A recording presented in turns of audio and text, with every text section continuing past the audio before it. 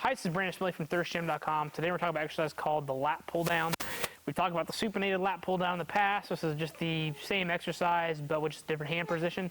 We're going to be in a pronated position, and I'm going to talk about a couple of key differences of why we might choose the pronated position and just how it kind of changes the mechanics a little bit.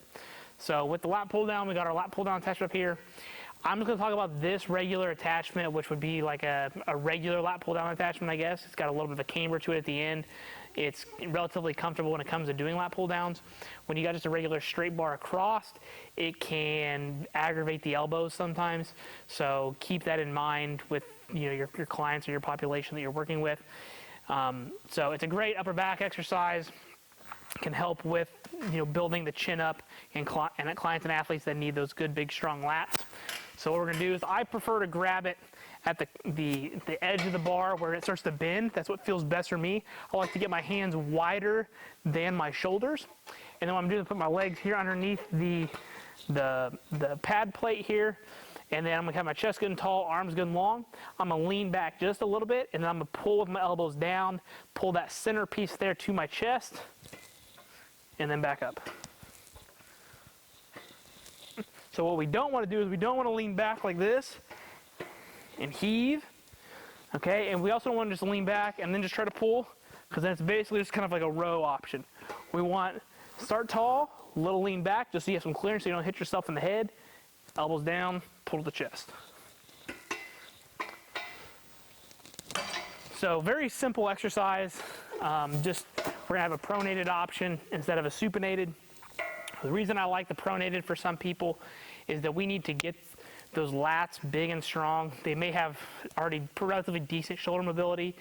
The supinated option gets us some more bicep activation, and a lot of our athletes usually are kind of bicep dominant and they're really weak in their back and their lats. So if we can take that out, it kind of gives us a leg up on focusing on the back a little bit more.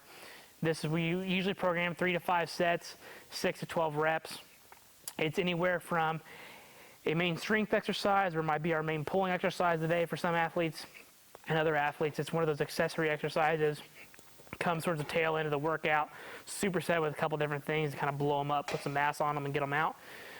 So understand your context of how you're using it. If you got an athlete with bad shoulders, I would probably choose the supinated option 9 times out of 10, unless if there's any particular reason that you might think that you need to have them at a pronated option for that particular exercise. I will also say that too much lat pull down work can get the lats really tight. We have to remember the lats are an internal rotator. So if your client is really internally rotated, I would probably say pick more horizontal pulling than you are vertical. I'm not against vertical pulling exercises whatsoever, but we just need to remember what the purpose of the exercise comes in terms of a performance benefit. So if we got an athlete that's kind of like this, I'm probably going to pick 5 to 6 sets of rows over picking 3 to 4 sets of rows and 3 to 4 sets of lat pull downs. I'll just stick with a bunch of different row variations rather than the pull downs, and I'll get my lat work that way that's a little bit more specific towards helping to fix their particular problem, especially when it comes to your general population clients. It is good to move in this plane of motion, but there's other ways that you can do that with different cables and systems and things.